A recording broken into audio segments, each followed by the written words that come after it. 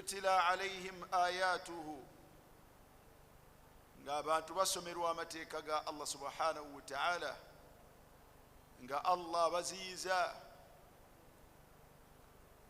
ku nsonga ez'enjawulo wala tara man yatawaqqaf n'otalabayo alekayo illa qalilan kadhalik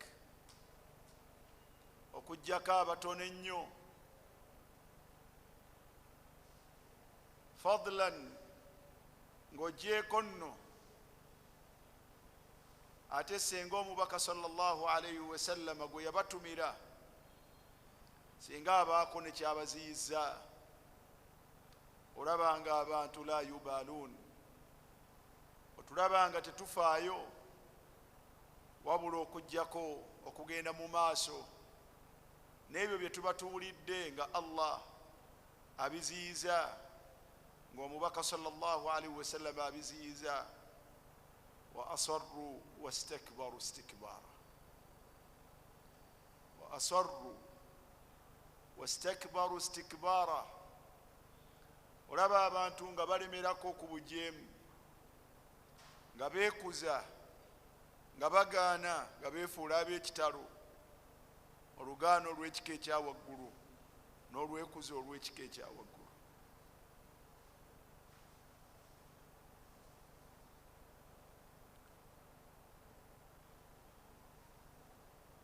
watara tokoma ku ekyo olabanga n'abadde anywedde abadde agezaako kabula kalil abadde agezaako okukola ekyo Allah subhanahu wa ta'ala kye yamulagira likathrati man ya'si wa likathrati man la yamtathil olw'obungi bw'abajeemu olabanga nabo bagenda badde emabega mpola mpola nga babivaako wayufqiduuna athabat okunywera ne kutulema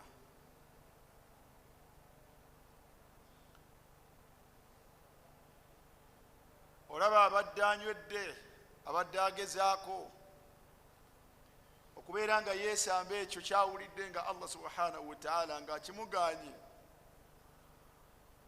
olw'obuyitirivu bw'abakigwamu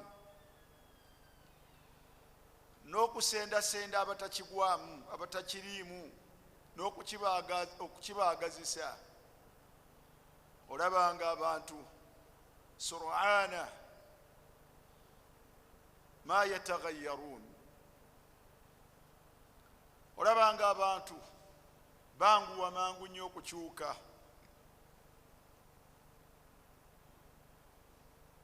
ne badda eri obujeemu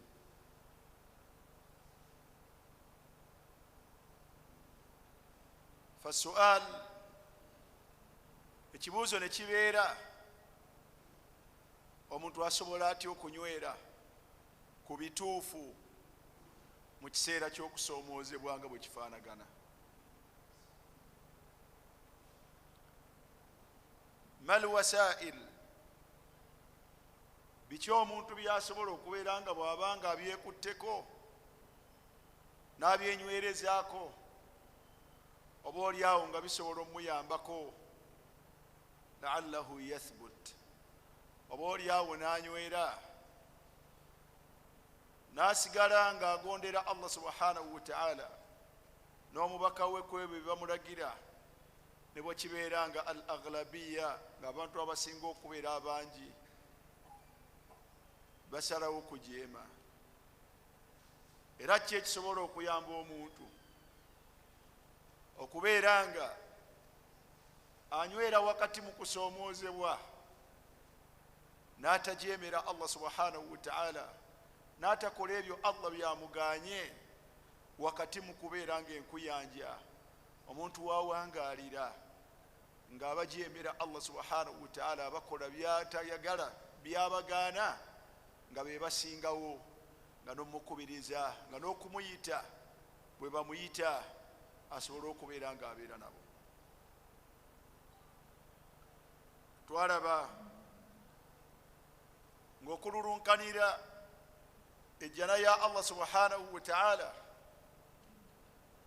n'okugikolerera kyekimu ku ebyo ebinyweza omuntu wakati mu kusoomoozebwa okw'ekika ekyawaggulu. walhadithu ani ljanna, okwogera ku jjana yatuul, emboozi eyo onoonya woogikomya n'ekulemerera. da'una, mutukkirize tutunuulire ku didda, ku kyennyume kyakyo, mu bintu ebiyamba omuntu okubeera ng'anywerera ku bugonvu obwo Allah subhanahu wa ta'ala bwamulagidde n'omubaka sallallahu alayhi wa sallam, ne yeesamba obutajeema era ebiyinza okuyamba omuntu kusigala nga ekyo Allah kyamuganye n'asigala nga akyesambye wakati mu kubeera nga bakikola bayitirivu era nga be baana baliwo. alkhawfu min adhabillah, alkhawf والفرار من عذاب الله وسخط الله, okudduka n'okutya, okudduka n'okutya ebibonerezo bya Allah subhanahu wa ta'ala. sawaun kibeere ebibonerezo bye fi duniya ng'omuntu akyali ku nsi, فإن الإنسان إذا خاف ربه وخاف من سخطه وعذابه ونقمته, omuntu yenna buli lwatya ebibonerezo bya Allah subhanahu wa ta'ala n'obusungu bwa Allah n'okwesasuza kwa Allah subhanahu wa ta'ala, la'allahu yathbut, oba oliawo ne kimuyambako okubeera nga anywera.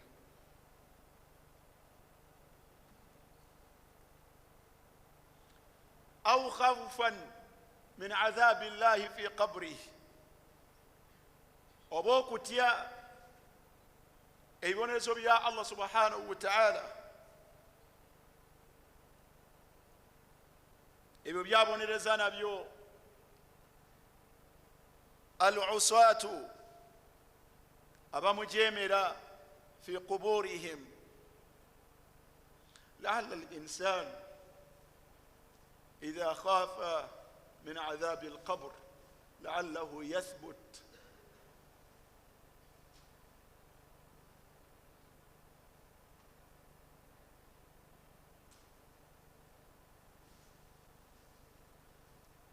wa kullu hadha,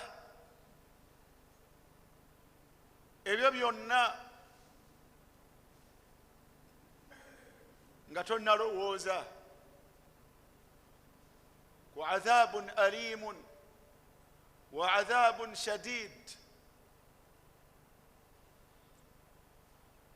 wal adhab al akbar, ebyo nno nga tonnalowooza ku bibonerezo ebiyitirivu by'obulumi, ebibonerezo ebikakali, ebibonerezo ebinene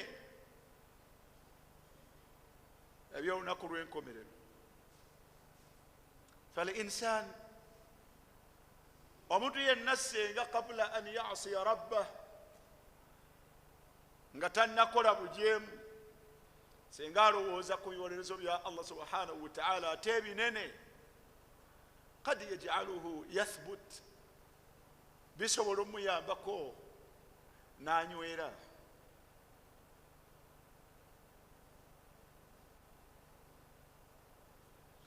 naye olw'okubeera nga mulembe, nasalu llah al-afwa wal-afiyata fi dunya wal-akhira, qalila ma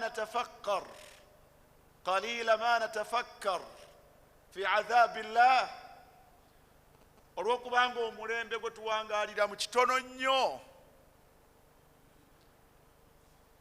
bal hatha ma'dumun inda al-ba'd abantu balowooza kitono ku bibonerezo bya Allah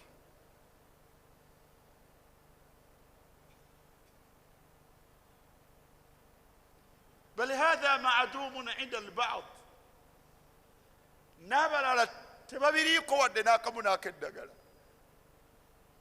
ti al-insan jalasa wa tafakkara fi adhabi llah ti omuntu atudde n'afumiitiriza n'alowooza kubonerezebwa Allah subhanahu wa ta'ala fi dunya wa yara rabbahu yu'adhibuhu bitaqsirihi neyerabanga Allah subhanahu wa ta'ala amubonereza olw'obukendeevu bwe n'olw'obutafaayo bwe qalila man min almujrimin yufakkiru fi hadha ani mu bwonoonyi atuula awo n'akirowoozaako nagati Allah wange yandimbonereza olw'obushiriku bwe ndimu man yajlis wa yatafakkaru fi hadha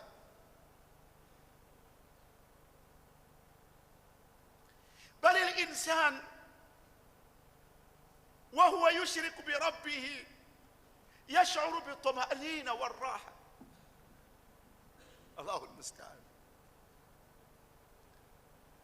wewunya omuntu mu kiseera wajemera Allah subhanahu wa ta'ala wagattira ku Allah ng'awulira obutebeekevu era ng'obwongo tebumuwa nti waliwo n'ekisobola okubanga kimutuukako fima huwa alayhi mu ekyo kyalimu al-insan omuntu yaq'ud atuula wa yu'adhan eswala naye yaziinibwa wa huwa yasma nga naye awulira wayantakilu ba'du al-afrad abantu abamu abali waatuddewe bamwetoolodde abamu n'abalaba nga bagumbulukuka bagenda ila salah babagenda eri eswala wayabqa jalisa mashghulan bima huwa alayhi n'asigala nga atudde ng'alabankana n'ebyo byaliko wala yufakkiru albatta fi adhabi llah wala yufakkiru albatta fi adhabi llah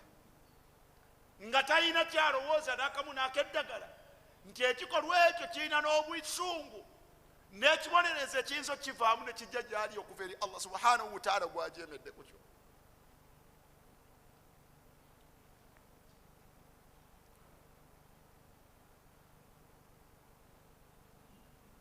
al-insan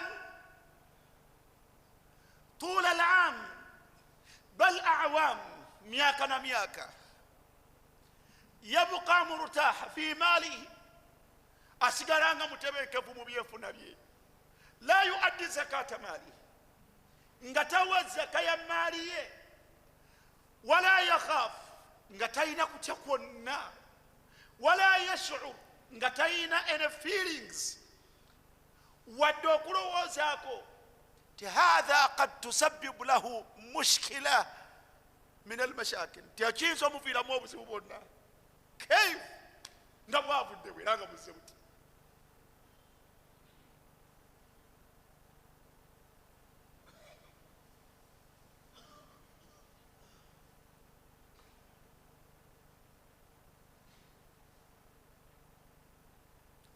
أناس يتعاملون بالربا omuntu abeera mu mbeera nga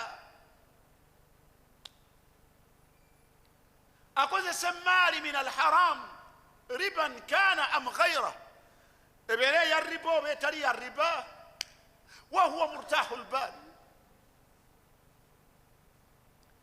wahuwa murtahu lbal ng'alina obutebenkevu bw'otalabangako talina kyasuubira obwongo nga tebumuwa kiyinza okumuleetera sakatullah kiyinza omuleetera obusungu bwa Allah kiyinza omuleetera adhabu min Allah abadan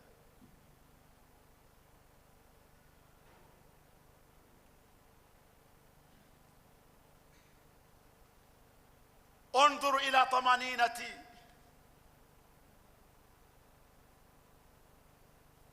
تنولي اليوم تبينكفو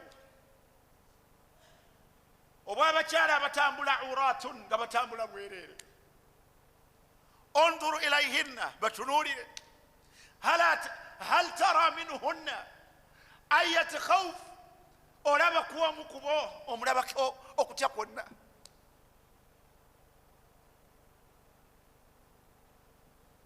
Walalabyeko omukyala atambula fi shari, atambula mu kkubo, wahiya ari, ng'ali bwerere, watara minha khawfan, n'omulabako okutya, ng'atya nti Allah subhanahu wa ta'ala ayinza okubaako ne kyamukola olw'embeera gy'alimu.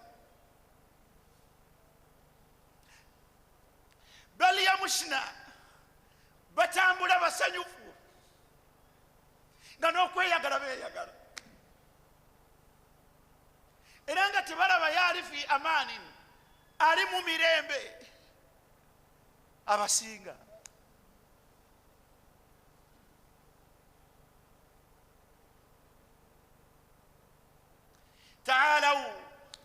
تعالوا بنا إلى الزنا، تعالوا بنا إلى الزنا.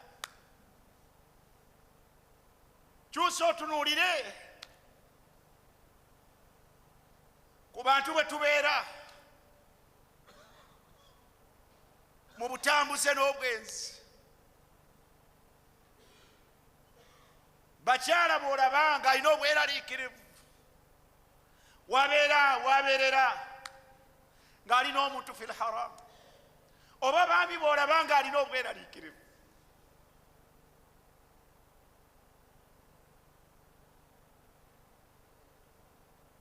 الكل في أمان، الكل في أمان.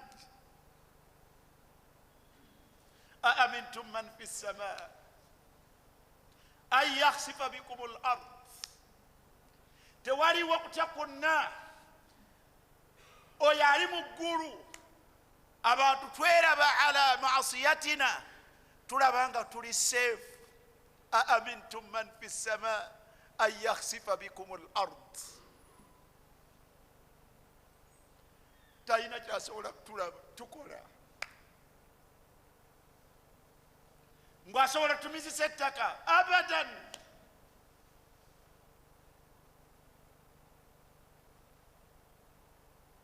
Enkuba neetonnya, Allahu almustaan.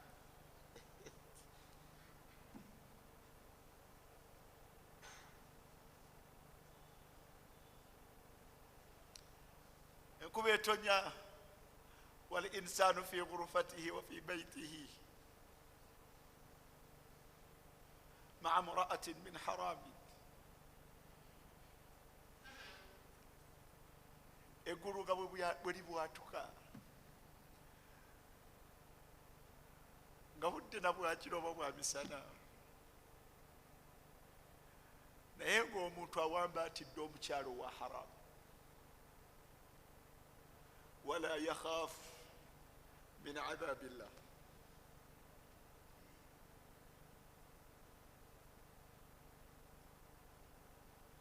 ولا يخاف من عذاب الله.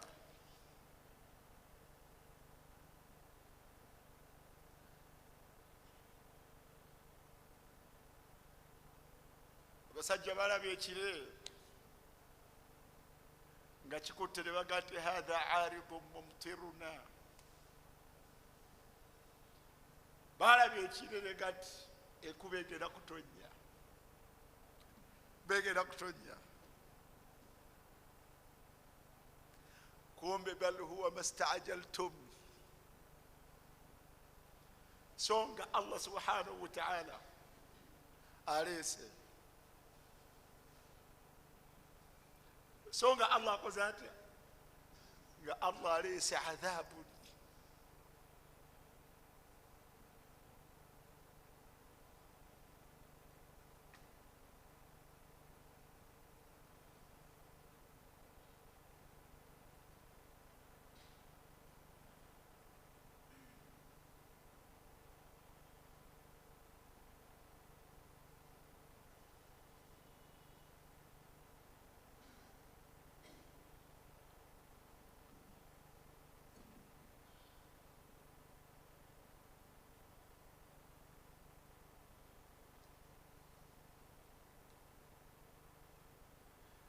في الدنيا أيها الإخوة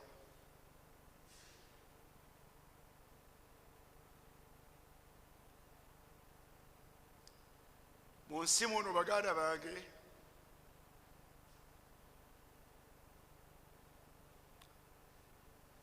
abantu yu'anuna min al-alam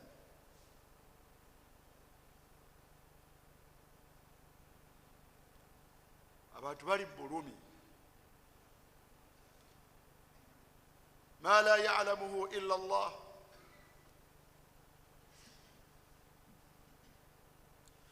obutamanyiddwa okujjako abumanyi Allah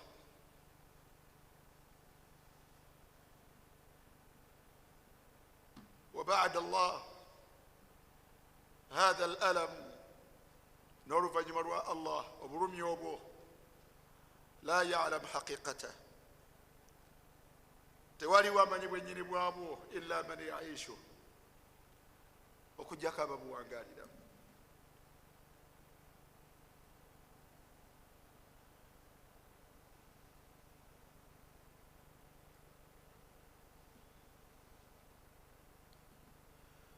وبعضها عذاب من الله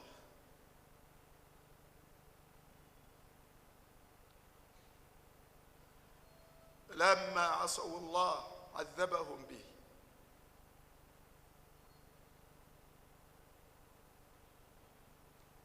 وباجي من الله سبحانه وتعالى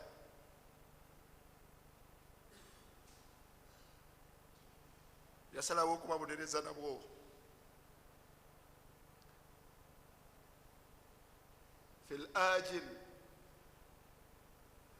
في العاجل قبل الآجل نابا مدنزا مبوانغو نابا تانا تباليندا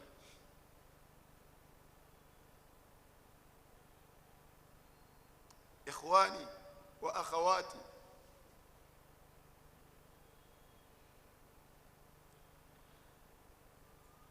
الناس في ألم المرض abantu bangi bali mu bulumi bw'obulwadde bwe tutamanyi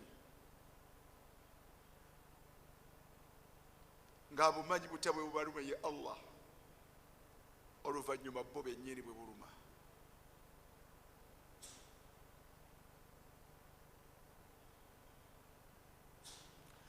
وبعضنا يعيش في ألم الفقر شدة الفقر abaana bawangalira mu bulumi bw'obwavu obw'ekika ekyawaggulu ma la ya'lamuhu illa Allah obutamanyiddwa okujjako Allah summa abo ababuwangaliramu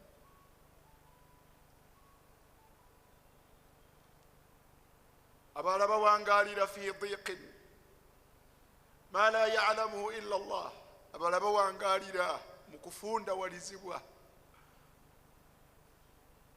fege tutamanyi okujjako nga Allah yakumanyi n'abo batadde mu kanyigo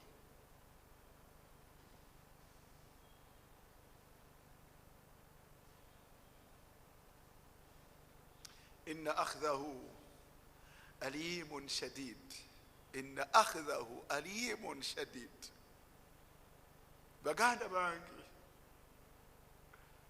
okukwata kwa Allah subhanahu wa ta'ala kuruma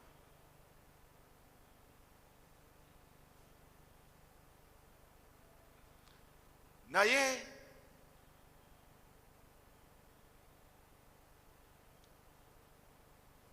owekitiibwa Allah subhanahu wa ta'ala kam hadharana mirundi emeka nga atwekesa fi kitabihi wa ala lisani nabiyihi nga atwekesa mu kitabu kya Qur'an ne ku lulimi lwa nabbi we Muhammadin sallallahu alayhi wa sallam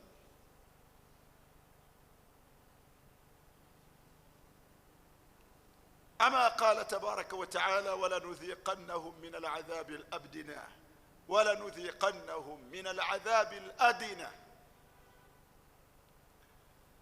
دون العذاب الأكبر Allah subhanahu wa ta'ala yagamba nti nja kubakwatira ddala mbakombereze ddala ku bibonerezo byange ebirabikanga byabayaba ku Allah subhanahu wa ta'ala. Bino bye tuyitamu biyabayaba. Suratu Sajida, walanudhiqannahum min al'adhabi al'adina, yabuyita buyabayaba naye nga ffe tuwulira tufa. Yabuyita bwa butaliimu naye buuza bulimu. Buuza bulimu akubuulire haqiqatul adina, akubuulire obwenyini bwekyo Allah kye yagamba nti kiki kitono. Naye Allah subhanahu wa ta'ala yagamba nti ekyo nja kukibakolako olubereberye nga sinnaba kubatuusa duuna al-adhabi al-akbar, ninayo ate ebisinga okubeera nga binene. Yabiyita akbar. Bifaanagana bitya? Allah kyayise akbaru kiba kitya?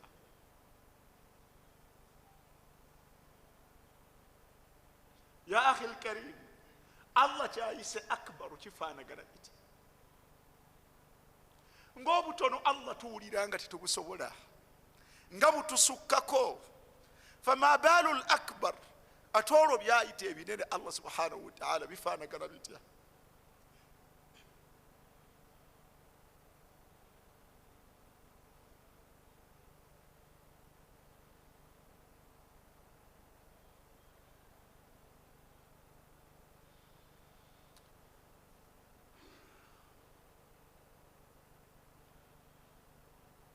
Naye Allah subhanahu wa ta'ala tatulimba, gayogera mazima. Omuntu odda ne weekebera ne weeyaza, osanga nga ddala mu mutuufu toli mutuuke, osanga nga ddala mu mutuufu toli mu bulungi. Nga bwe kiba nga Allah subhanahu wa ta'ala abonereza olw'obujeemu, osobola okwekakasa nti mu butuufu ana minuhum, ddala ndi mu abo abamujeemera.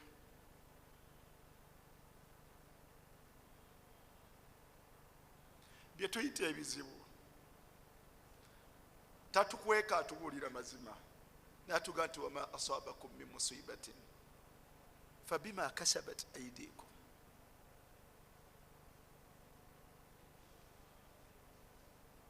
Ebyo bye mulaba ebizibu bujeemu bwammwe, lakin man yasma, ani awulira akanyigo. waman a'rada an dhikri fa inna lahu ma'ishatan danka. Temufuddeeyo ne bwe mujjukizibwa amateeka gange, musigala temufuddeeyo. A'rada, mugalaba kyamuli, mugakuba amabega,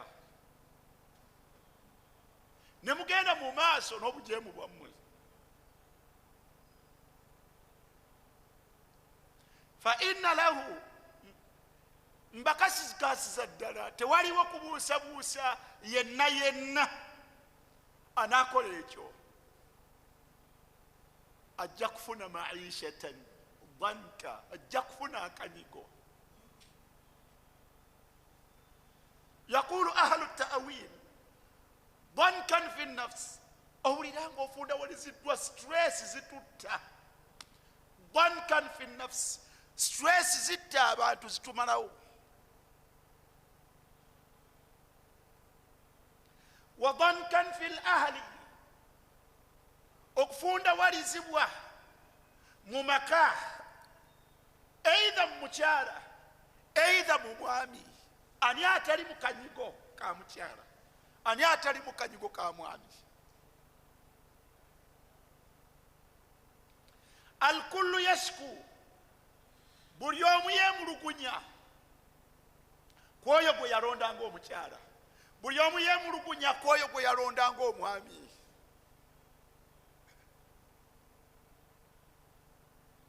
Abdullah ibn Mas'ud yaga nti nze buli lwembeera n'embeera etateredde wakati wange ne Allah bwe mba nakoze ekisobyo nkirabira mu maka gange, kirabira ku mukyala neewaggulako. Dankan fil ahli, abakyala beemulugunya kwabo be balondanga abaami, abaami beemulugunya kwabo be balondanga abakyala. Naye abeemulugunya tufaanagana tutya bainana wa baina khaliqina, wakati waffe neyatutonda Allah subhanahu wa ta'ala. Ama a'radna an dhikrihi,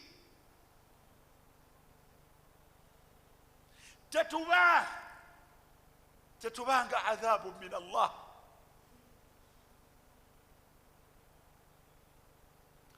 Wadankan fil awlad aw dhurriya, omufunda walizibwa n'akanyigo muzadde.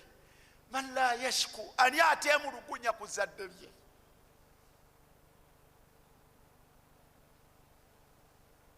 Ani ateemulugunya ku zadde lye.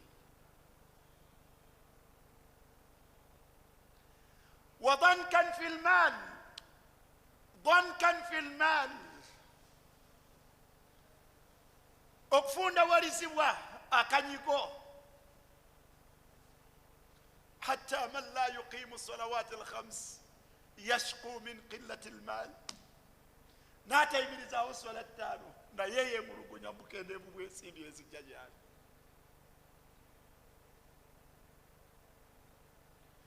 N'alina kapito min al-haram, n'alina kapito min al-haram, naye yeemulugunya nti tafuna, zijja mu butono, naye ng'abadde asaana n'okufunayo wadde.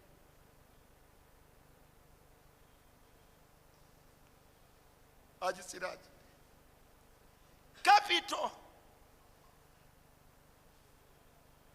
min al-haram, naye yeemulugunya nti zijja kiki, zijja kitono.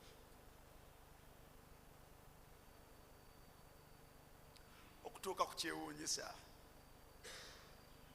ne bannyinaffe abali ku kkubo abakola ogwa neekolera gyange, nabo basaaga beemulugunya nti zijja kitono, abo bakozesa tebabalaba.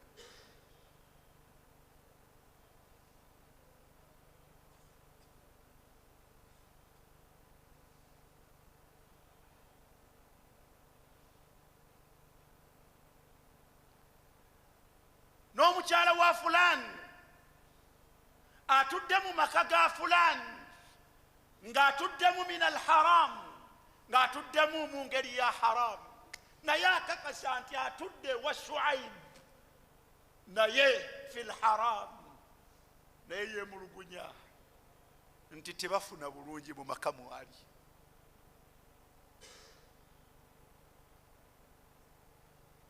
Allahu rahimun, Allahu rahimun. Allah muyitirivu wa kusaasira. Olaba nga twandifunyeeyo ekyokulya,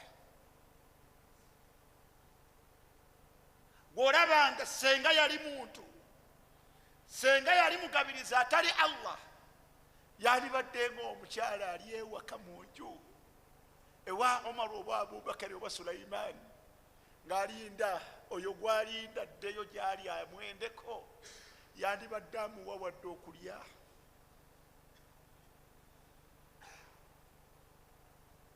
Naye bw'atafuna, naye yeemulugunya.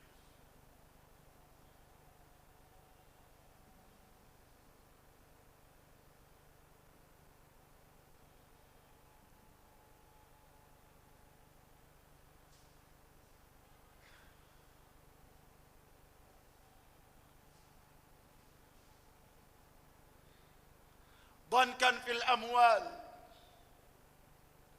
وجور السلطان. جور السلطان obulyaza amanya bw'obukulembeze. ما حال من يشكو من جور السلطان. boddayo obuuze abeemulugunya ku bulyaza amanya bw'abo bakulembera. ma haluhum bafaanagana batya.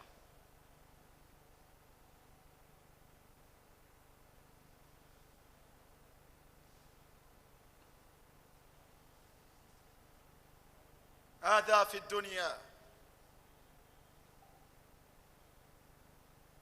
bwe babanga abantu sibe baliko tebabirowoozaako. hal tajidu ahadan yufakkir wa yakhsha min adhabi llah fi lqabr. oyinza okuŋŋamba nti ate oli ate yeeraliikirira okubonerezebwa kwa allah subhanahu wataala mu kaburi ye. taal jangu otunuulire kaifa yaqifu nnasa ala alqubur wahum yadfununa gayrahum. jangu obalabeko nga baziika gwe baziise. wahum fi raha, nga bali mu mirembe, balabanga abatalina kye bakola.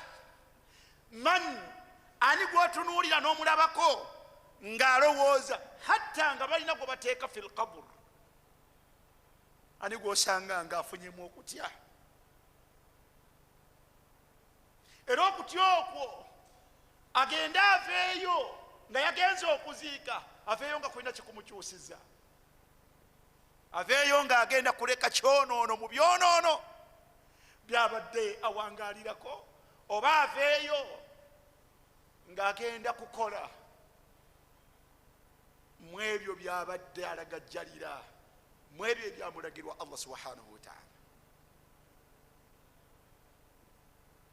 hal baqiya lilmauti wa'dhan, okufa kwasigazza okubuulirira, okufa kwasigazza ene message eri omuntu yenna. mimman yasi llah, eri abo abajemera allah subhanahu wataala, okufa kukyalina message.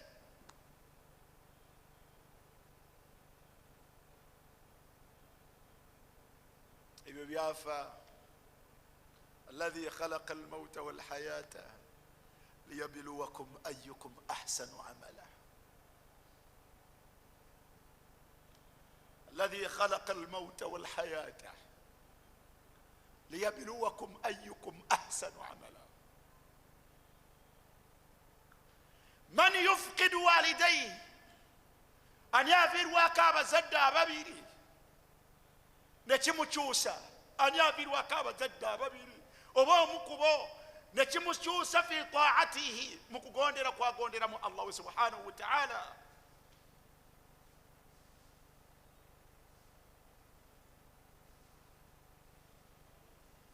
ani afiirwa omuzadde nekimujja an maasiya min almaasi.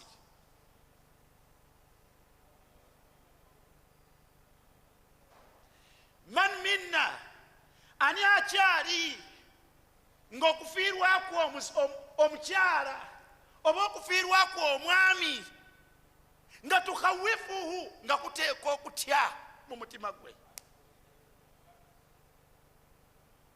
wayatawakafu an maasiyati llah, bwe yavudde mu kinnya nga ateekayo mukyala we, bwe yavuddeyo n'ava ku kyonoono mu byonoono byabadde amanyi, byabadde ajeemera nabyo allah subhanahu wataala.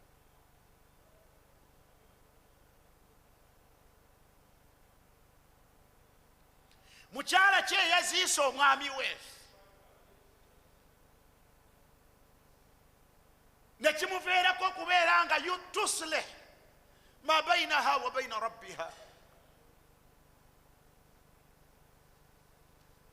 man yufqidu walada, ani aviirwako omwana we, ani aviirwako omwana we oba ezzadde lye, fatusabbibu fi khawfihi lillah, nekimuviirako okubeera nga afuuka atya allah subhanahu wataala.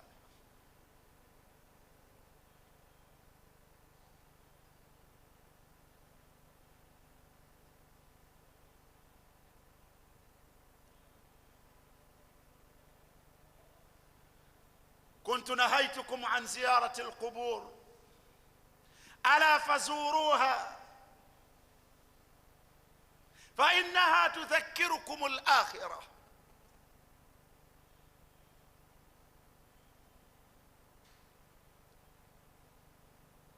mu nsonga lwaki omubaka yakyusa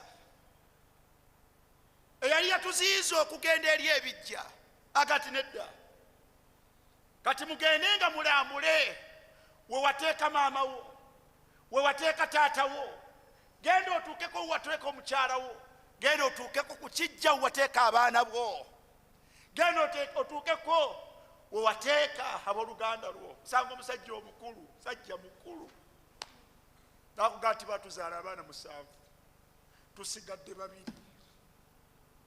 tusigadde abo bonna baganda bange baziise n'omubuuza an athar hatha n'omubuuza obuwufu ekyo kye bwaleka mu bulamu bwe wakati mu kutya olunaku lwaliyingira baganda be we bali be yazaalibwa nabo kyakyusizza ki mu ebyo Allah byamulagira kiki bye byakyusizza bagati ku mbeera eyo katandika okugondera Allah subhanahu wa ta'ala obujeemu buno kamufeeko embeera eyo yantuusa okubeera nti nali nkola ekyonoono fulaani kanve ku kyonoono ekyo fulaani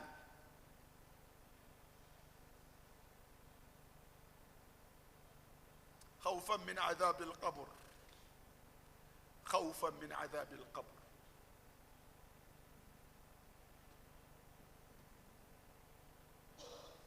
هل بقي لقول رسول الله صلى الله عليه وسلم وإنذاره ولما كاسيغا زامكلو ekigambo ky'omubaka sallallahu alayhi wa sallam muffe okwekesa kwe lamma marra biqabrayn bwe yayita ku kabuli 2 nagati innahuma la yu'adhabani abali mu kabuli zino 2 bali mu bibonerezo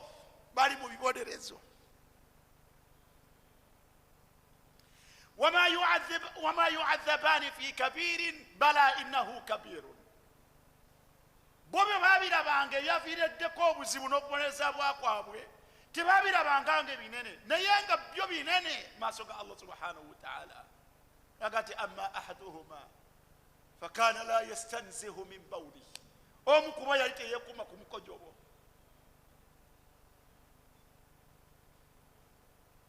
bw'otunuulira abavubuka n'abantu engeri gye beeyisaamu n'obukojobo mu buwashiro obukyamibwamu mu bibuga olabanga baqiya lihadha alhadith hadith eyo ogirabanga ekyabagasa waliwo omuntu eyeekuuma ku mukojobo gwe khawfan min adhabi alqabr gati nawulira omubaka nga gati bw'oteekuuma ku mukojobo ebibonerezo biri mu kabuli awo ate nga byalubeerera wa amma al-akhar oli owokubiri fakana yamshi binnamima yalina olugambo olaba abantu ne midiya eno gye tulina ne bwefaanagana kaifa yanquluna alkalam baina annas wa yufsiduna baina annas olaba abantu engeri gye bajjulula ebigambo wakati w'abantu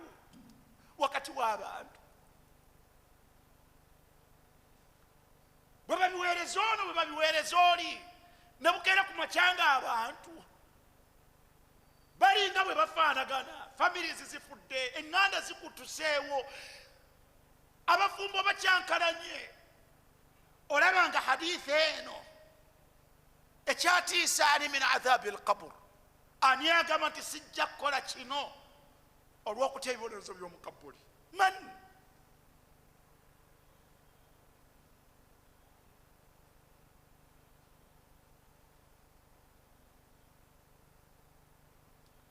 qawlu nabiyi sallallahu alayhi wa sallam ekigambo kya nabbi sallallahu alayhi wa sallam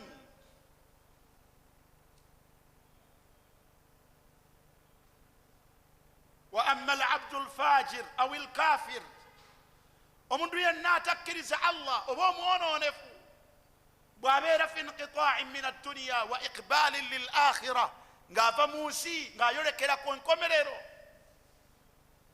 sallallahu alaihi wasallam nanyumya olugendo lwe mpaka lwatutuusa nga tumaze omuziika n'atunyumiza nga ajjibwa abamalayika babiri ne bamutuuza ne bamubuuza man rabbuk waman nabiyuk wama diinuk wama ilmuk tubuulire ku gw'obadde osinza omulezi wo tubuulire ku nabbi wo tubuulire ku ddiini yo tubuulire ne wabimanyi otya byoyanukula atara lihadha alhadith olabanga hadithi ebyo ebigambo by'omubaka sallallahu alaihi wasallam wa ghaflati nnas n'obutafaayo bw'abantu an taallumi ma yataallaqu bi rabbihim kubikwatagana n'okuyiga ebikwatagana ku allah waabwe n'omubaka waabwe n'eddiini yaabwe olabanga hadithi eno ebayinako atharu olaba gwerinako obubonero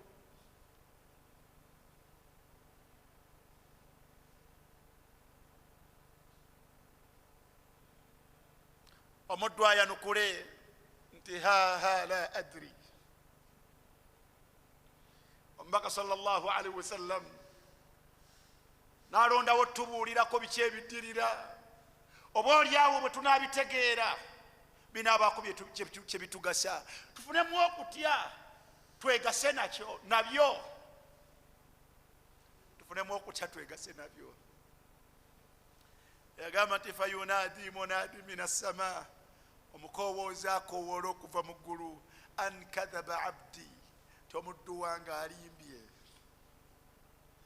kati nga bw'atayanukudde mukole bino wammanga fadayiqu alaihi qabruh kabbuliye mwongere obugimufunde waliza hatta fayudayiqa alaihi qabruh hatta takhtalifa dhira'uhu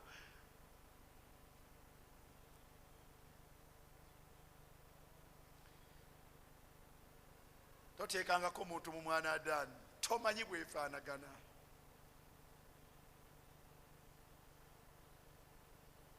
naye okugamba nti bongere bagifunze mpaka embiriizi zo bwe zinaayitaŋŋanamu bulumi la natasawaru bulumi bwe tutasobola kubeera nga tulowoozaako wadde okufumiitiriza wa afurishuhu min annar awo we baamutadde waliwo ttaka muleete ebyaliiro okuva mu muliro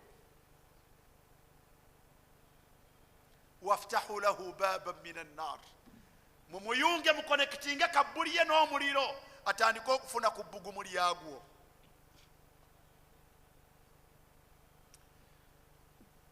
wahaqa bi ali firaun suu aladhab nga wonna wonna wonoobeera we banaakuteeka bikakate ku firawuna n'ettiimu ye ebibonerezo by'omukabbuli ebibi ng'ate bafiira mu nnyanja mu mazzi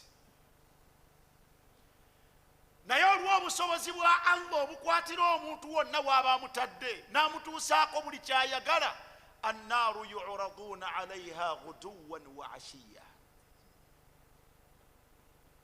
annaaru yu'raduuna alaiha guduwan wa ashiya allah kukakasa waman asdaqu min allahi haditha nga byayogera mazima bateekwa okwokyebwako eyo gye baafiira mu mazzi buli ku makya n'akawungezi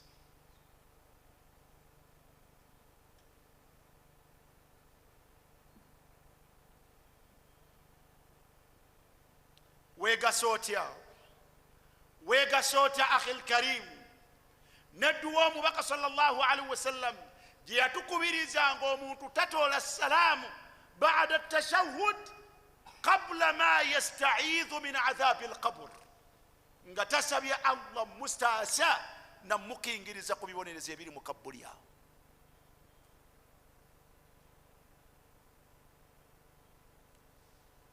hal nakhaafu min adhabi alqabr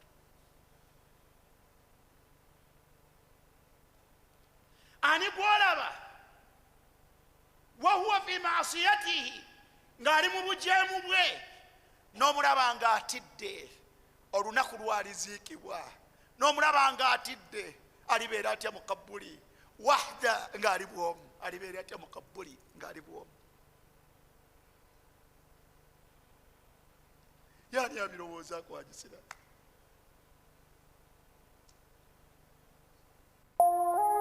eno ye Salam TV.